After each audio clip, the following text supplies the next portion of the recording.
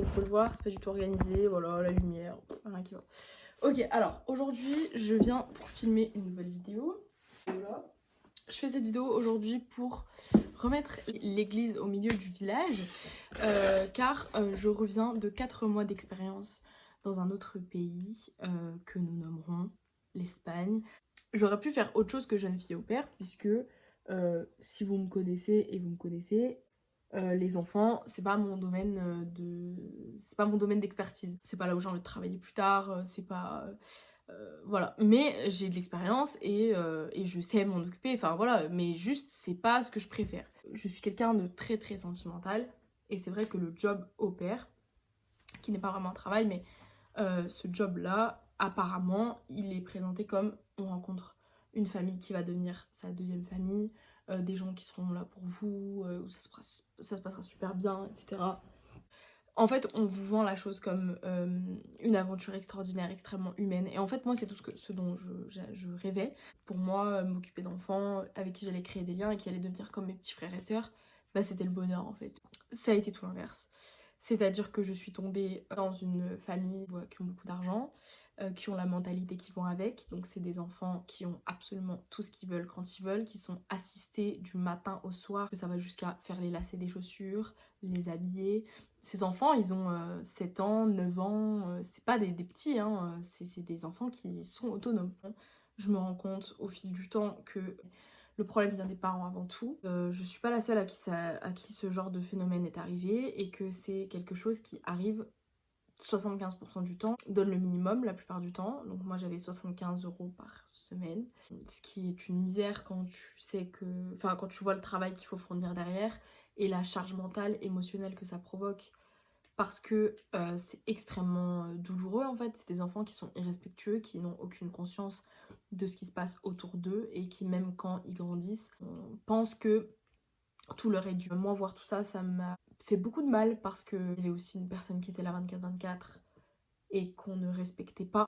Je les mets pas en cause eux, ils font partie d'un système. J'ai compris en fait le système d'esclavage moderne qu'est le fait d'être jeune fille au pair. Aux personnes qui viendront commenter que c'est honteux les propos que je sors parce que le commentaire qu'on m'a mis là, je vais vous le mettre dans...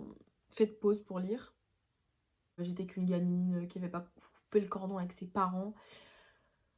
En fait, c'est pas la première fois que je dois faire face à ce genre de discours. En fait, les générations d'avant se croient au-dessus et se permettent de nous parler comme à des merdes, voilà. On n'a aucun soutien des agences. C'est-à-dire que nos agences, soit n'en ont rien à faire, soit font genre 2 fois de travailler, enfin de faire leur boulot, mais en fait au final ne font absolument rien.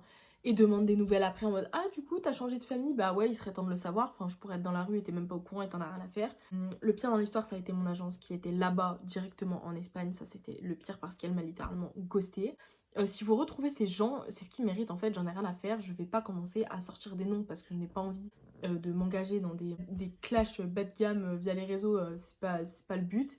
Mais je me battrai pas non plus pour que ces gens soient protégés. Je veux dire, ils m'ont mis en danger moi et sans doute bien d'autres jeunes filles.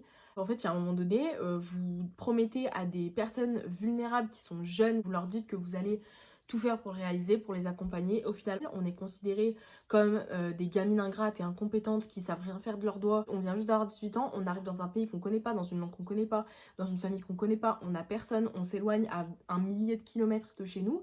Et quand on dit ça et qu'on dit bah quand même c'est un peu difficile ce qui nous arrive, on nous répond ouais mais vous le saviez avant de partir, ça fait partie du pack. Aucun soutien émotionnel, aucun soutien technique non plus, parce que moi quand j'ai voulu changer de famille, qui c'est qui m'a aidée? Absolument personne, je me suis aidée par moi-même.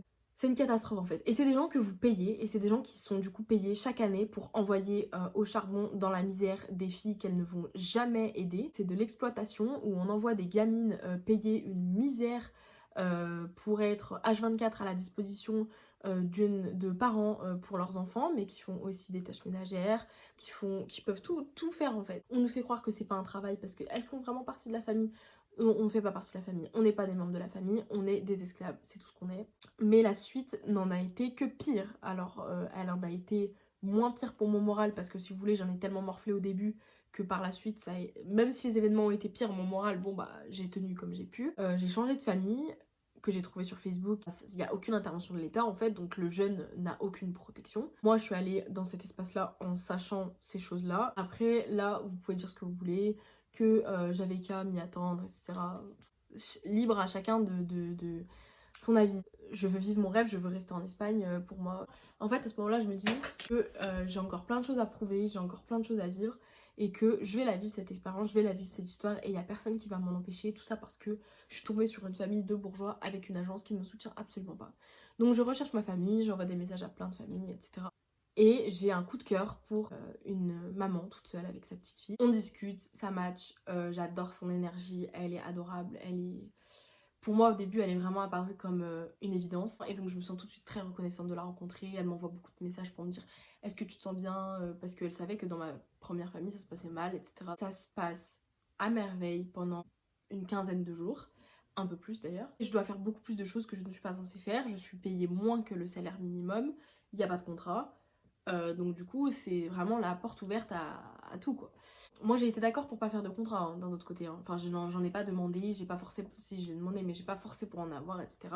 J'ai fini par lâcher l'affaire, donc en soi j'ai ma part de responsabilité dans cette histoire. Parce que quand elle était pas là avec la petite ça se passait assez bien, mais quand la maman était là c'était désastreux. Elles étaient très fusionnelles et ça a fait que du coup moi pour créer un lien avec la petite c'était très difficile. Et en fait, il se passe un jour où elle me dit qu'elle a retrouvé un job dans un autre pays, dans son pays d'origine, et qu'elle doit y retourner. Parce que c'est un job qui peut lui rapporter beaucoup d'argent, mais qu'elle est vraiment désolée parce qu'elle peut pas m'emmener avec elle, et qu'elle ne peut pas non plus me laisser son appartement parce qu'elle veut le louer absolument pour justement avoir cet argent. Et elle me dit qu'elle part dans 4 jours.